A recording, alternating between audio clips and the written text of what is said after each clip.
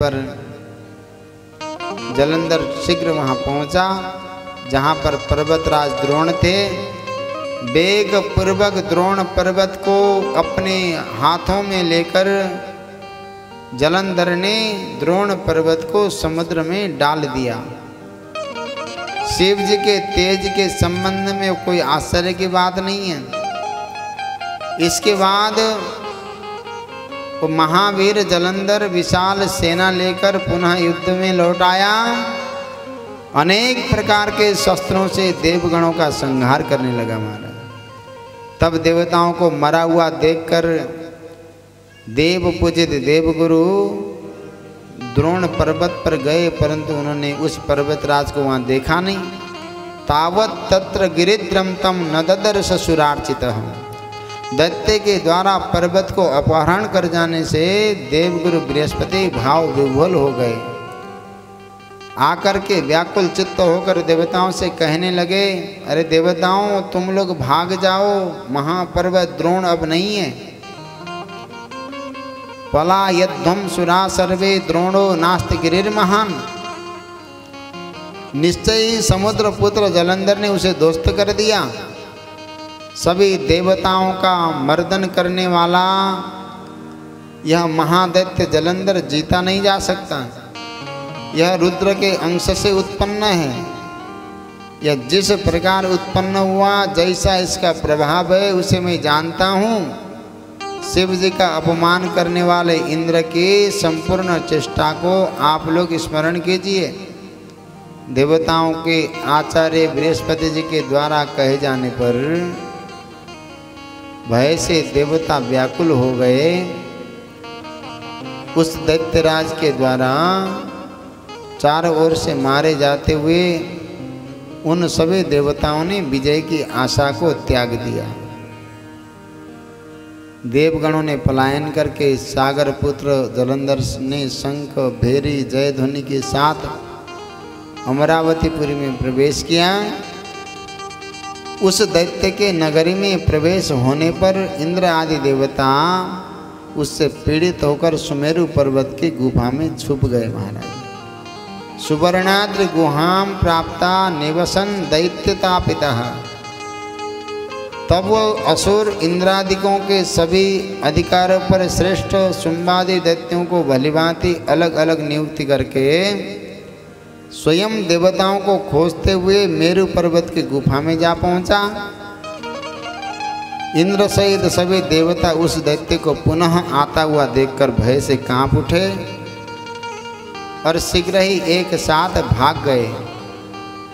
प्रजापति को आगे करके सभी वैकुंठ गए।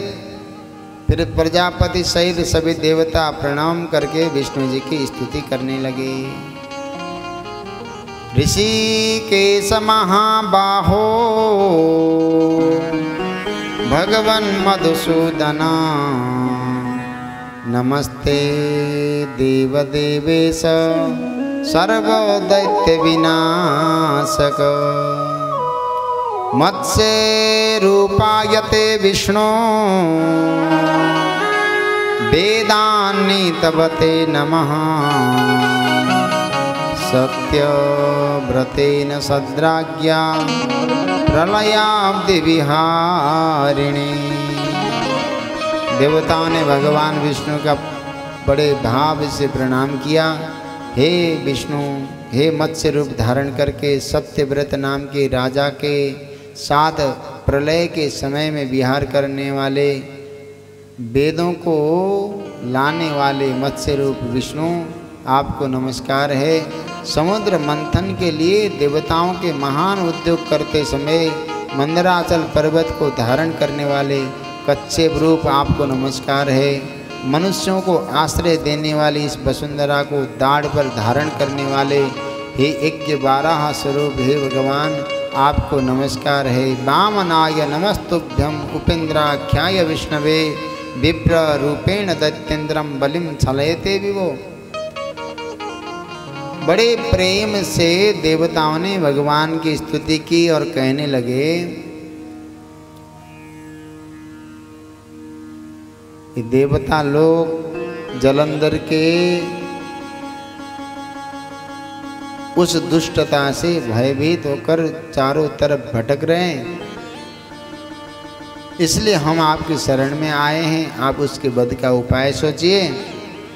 भगवान विष्णु ने कहा, देवताओं आप लोग इस भय को त्याग दो, मैं स्वयं युद्ध में जाऊंगा, दैत्य जलंधर से युद्ध करूंगा।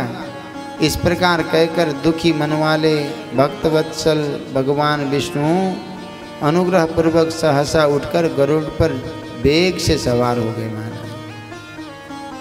उस समय देवताओं के साथ जाते हुए अपने पति विष्णु को देखकर नेत्रों में जल भरकर हाथ जोड़कर समुद्र पुत्री लक्ष्मी ने कहा, अहम ते बल्लवानाथ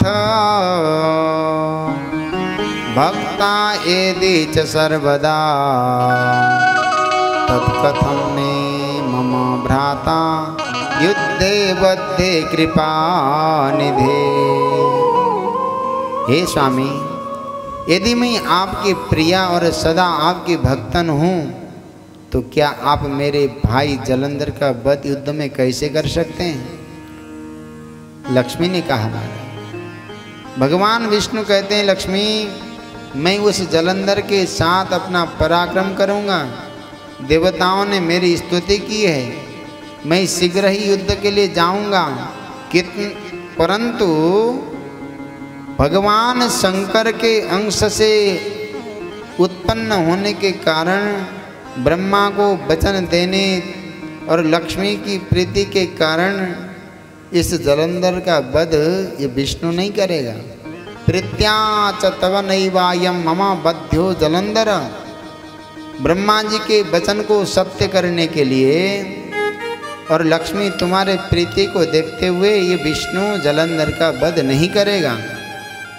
ऐसा कहकर भगवान विष्णु शंख चक्र गदा पद्म लेकर सवार हो गए और सिंहनाद करते हुए जहां जलंधर था वहां पहुंच गए। जलंधर के पास पहुंचे तो जलंधर बड़ी तेजी से विष्णु पर झपट पड़ा महाराज। उसी बीच में विष्णु के तेज से देदीप्यमान महाबलशाली देवता भी प्रसन्न होकर युद्ध करने लगे। तब वहां पर उपस्थित देव सेना को युद्ध के लिए उद्यत देखकर जलंधर ने युद्ध में दुर्मत दैत्यों को आज्ञा दी।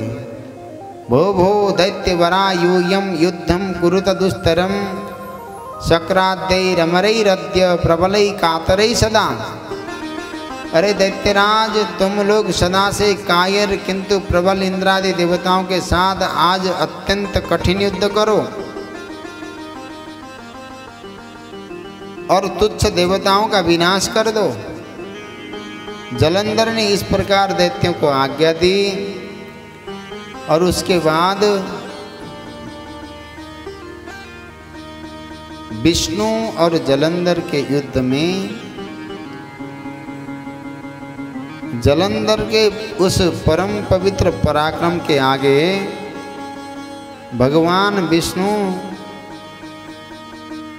कुछ भी नहीं कर पाए और उसके समस्त पराक्रम को देखकर गंभीर वाणी से जलंधर की प्रशंसा करने लगे। अरे जलंधर, तुम तो महाप्रभु रण दुर्मद और धन्य हो। उत्तम आयुधों से थोड़ी सी भी भयभीत नहीं हुए। मैंने इन्हीं उग्र आयुधों से महायुद्ध में बहुत से दुर्मद और वीर दैत्यों को मारा। तुम्हारे पराक्रम से मैं प्रसन्न हूँ। तुम्हारे मन में जो कुछ भी हो वर मांगो, मेरे पास अधिक कुछ भी नहीं है।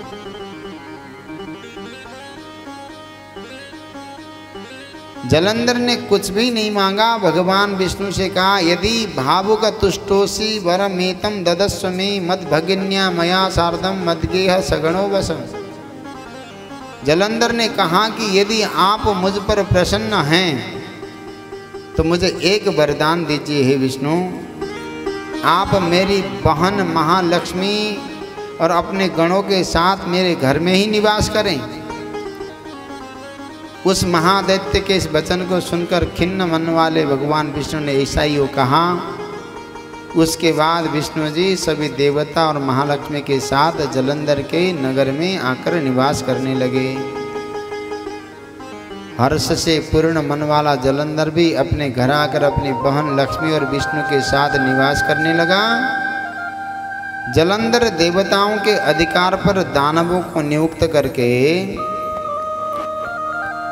हर्षित होकर पुनः पृथ्वी पर लौट आया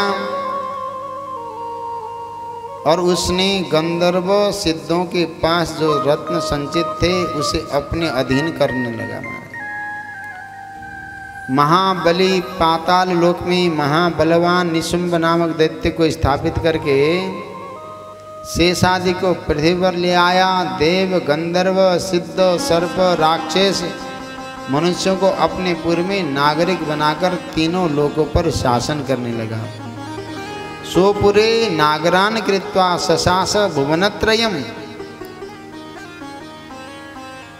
और जैसे शासन करने लगा, जालंधर के आधिपत्य में रहने वाले देवता लोग दुखी होकर भगवान शंकर की स्तुति करने लगे। भगवान शंकर ने देवर्षि नारद जी को जालंधर जी के पास भेजा। वहाँ देवों को आश्वस्त करके नारद जी का जालंधर की सभा में जाना हुआ। उसके ऐश्वर्य को देखकर पार्वती के सौंदर्य का वर्णन करके पार्वती को प्राप्त करने का परामर्श नारद जी ने जालंधर को दिया। महाराज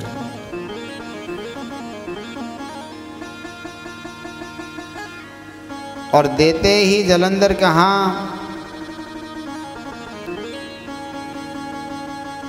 कि हे नारद, ब्रह्मांडे यत्र कुत्रापि तद्रत्नम यदि वर्तते तदा निश्चे ततो ब्रह्मन् सत्यम सत्यम न संशय। इस ब्रह्मांड में जहाँ कहीं भी ऐसी स्त्री रत्न हो तो मैं उसे वहाँ से ले आऊँगा। तब नारद जी कहते, जालंधर अत्यंत मनोहर सर्व समृद्धि संपन्न कैलाश पर्वत पर योगी का रूप धारण किए हुए दिगंबर शंभु रहते हैं। सर्वांग सुंदरी मनोहर पार्वती नाम की उनकी भार्या है। हाव भाव से पूर्ण ऐसा मनोहर रूप अन्यत्र कहीं भी देखने को नहीं मिलता।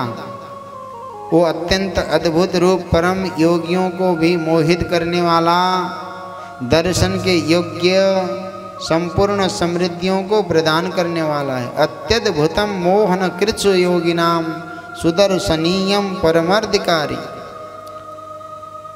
नारद जी ने कहा कि प्राचीन काल में जिसके लावण्य समुद्र में डूबकर ब्रह्मा जी ने अपना धैर्य खो दिया था, उससे किसी दूसरी स्त्री को उपमा कैसे दी जा सकती है। जिसने शंकर को भी अपने वश में कर लिया हो, हे दैत्यराज जालंधर, उस स्त्री का सेवन करने वाले शिव की भी जैसी समृद्धि वैसी समृद्धि संपूर्ण रत्नों के अधिपति होने पर भी तुम्हारे पास नहीं है। जब ऐसा सुना तो जालंधर ने मन ही मन पार्वती को प्राप्त करने के लिए जालंधर ने भगवान शंकर के पास एक दूत को भेजा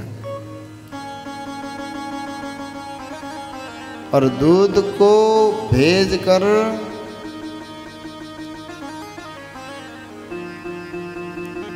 वो दूत गया। जाने के बाद दूत ने जिस प्रकार से जिस प्रकार के भाव से भगवान शंकर से उस दूत ने जालंधर को किस प्रकार से स्त्री रत्न की प्राप्ति हो, पार्वती मुझे दे दो कहकर जो पत्र प्रेषित किया था, उसको भगवान शंकर के समक्ष पढ़ा। पढ़ने के बाद भगवान शंकर को अत्यंत क्रोध आया। वज्र के समान शब्द करता हुआ भगवान शंकर के क्रोध से एक पुरुष प्रकट हो गया। सिंह के समान उसका मुख था, उसकी जीभ लपलपा रही थी, नेत्रों से अग्नि निकल रही थी। उर्द केश सूखे शरीर वाला वो पुरुष,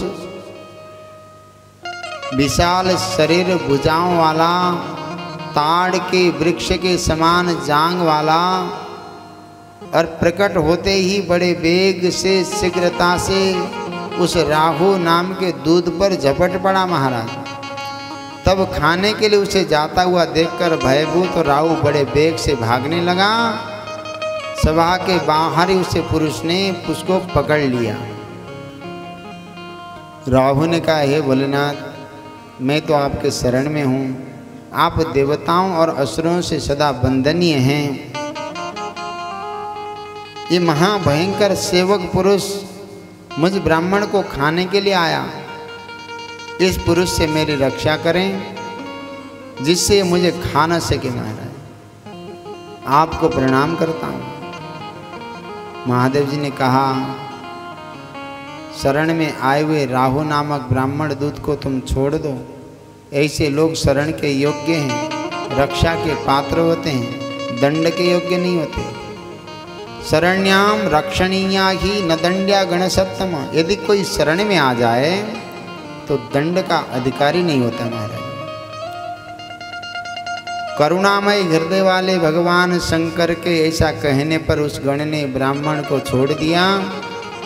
तब राहु को आकाश में छोड़कर वो पुरुष महादेव जी के पास आकर दीन वाणी में कहने लगा, हे भोलेनाथ, आपने मेरे भक्ष्य को छुड़ा दिया। इस समय मुझको भूख बहुत लगी है और भूख से मैं अत्यंत दुर्बल हो गया हूँ। मेरा क्या भक्ष्य है उसे मुझे बताइए। भगवान शंकर ने कहा, यदि तुम्हें बहुत भूख लगी है तो तुम भूख से व्याकुल हो ही रहे हो, तो जल्दी से अपने हाथ और पैरों के मांस का भक्षण करो। बुभुक्षा एदिते तीव क्षुधा तुम बाधते यदि संभक्षयात्मन शीघ्रम मांसम तुम हस्तपादेव। अपने ही हाथ पैर का मांस भक्षण करो। इस प्रकार शिव जी के द्वारा आदिष्ट पुरुष अपने हाथ और पैरों का मांस भक्षण करने लगा। जब केवल सिर मात्र शेष रह गया, तब सिर मात्र शेष देखकर सदाशिव उस पर बहुत प्रसन्न होकर उससे कहने लगे, मेरी आज्ञा का पालन करने वाले तुम धन्य हो। तुम्हारे कर्म से मैं प्रसन्न हूँ। आज से तुम्हारा नाम कीर्तिमुख होगा। तुम महावीर एवं सभी दुष्टों के लिए भयंकर महागण होकर मेरे द्वारपाल बनोगे। तुम मेरे अत्यंत प्रिय हो। मेरे भक्तजन मेरी अर्चना के समय सदा तुम्हारी भी पूजा करेंगे। जो लोग भगवान शंकर कहते हैं, जो लोग भगवान शंकर की पूजा करते समय कीर्तिमुख का पूजन नहीं करेंगे, भोलेनाथ कहते हैं, नई बते मत प्रियंकर, वो मुझे कभी भी प्रिय नहीं हो सकते। शिव जी से इस प्रकार का वर प्राप्त करके वो पुरुष अत्यंत प्रसन्न हो गया। उसी समय से वो कीर्तिमुख शिव जी के द्वार पर रहने लगा महाराज। और वो राहु उस पुरुष के द्वारा बर्बर स्थान पर मुक्त कर दिया गया, इसलिए बर्बर नाम से पृथ्वी पर विख्यात हुआ। तब पुरुष के द्वारा इस प्रकार छुटकारा प्राप्त करने पर वो नया जन्म मानता हुआ गर्भ रहित होकर धीरे धीरे जलंधर के पास आया। उसने वहां जाकर दैत्येंद्र जलंधर से शंकर की सारी वृत्तियों का विस्तार से वर्णन कर दिया। उसको सुनकर दैत्यराजों में श्रेष्ठ जलंधर क्रोध से व्याकुल हो गया महाराज। तब क्रोध के वशीभूत चित्त वाले उस दैत्यराज जलंधर ने दैत्यों को युद्ध के लिए उद्यत होने का आदेश दिया। कालनेमी आदि शुंभ निशुंभ आदि सभी वीर दैत्य अपनी अपनी सेनाओं से युक्त होकर युद्ध के लिए निकले। वीर कुल में उत्पन्न 1 करोड़ कंबु वंशीय दौरिद कालक कालकेय मौर्य धम्रगण में शीघ्र आने लगे। शुक्र एवं कटे हुए सिर बाहु राहु उसके आगे चलने लगे। उसी समय जलंधर का मुकुट वेग से खिसक कर पृथ्वी पर गिर पड़ा। समस्त आकाश मंडल वर्षा काल के समान मेघों से आच्छन्न हो गए। मृत्यु सूचक बहुत से भयानक अपशकुन होने लगे। तब उसके इस प्रकार के युद्ध की तैयारी देखकर इंद्र सहित सभी देवता छिपकर भगवान शंकर के परम पवित्र निवास स्थान कैलाश पर गए। कैलाश के निवासी नमो बार बार हूँ, नमो बार बार हूँ। आयो शरण तिहारी भोले तार तार तो। कैलाश के निवासी नमो बार बार हूँ, नमो बार बार हूँ। आयो शरण तिहारी भोले तार तार तो। कैलाश के निवासी नमो बार बार हूँ, नमो बार बार हूँ। आयो शरण तिहारी भोले तार तार तो। आयो शरण तिहारी भोले तार तार तो। हो तार तार तो, तार तार तो, भोले तार तार तो। सभी ताली बजाकर हरि बोल।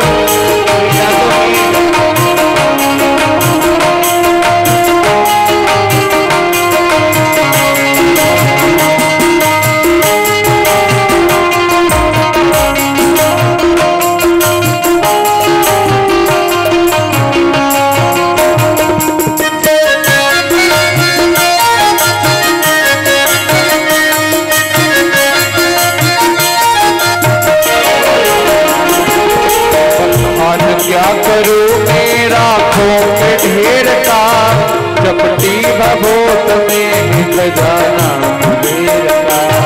भगवान क्या करूं मेरा खोके ढेर का, चपटी भभूत में खजाना कुबेर का। गंगाधार मुक्ति द्वार ओंकार तो, भोले ओंकार तो। आयो शरण तिहारी भोले तार तार तो। आयो शरण तिहारी भोले तार तार। कैलाश के निवासी नमो बार बार हो, नमो बार बार हो। आयो शरण तिहारी भोले तार तार तो। आयो शरण तिहारी भोले तार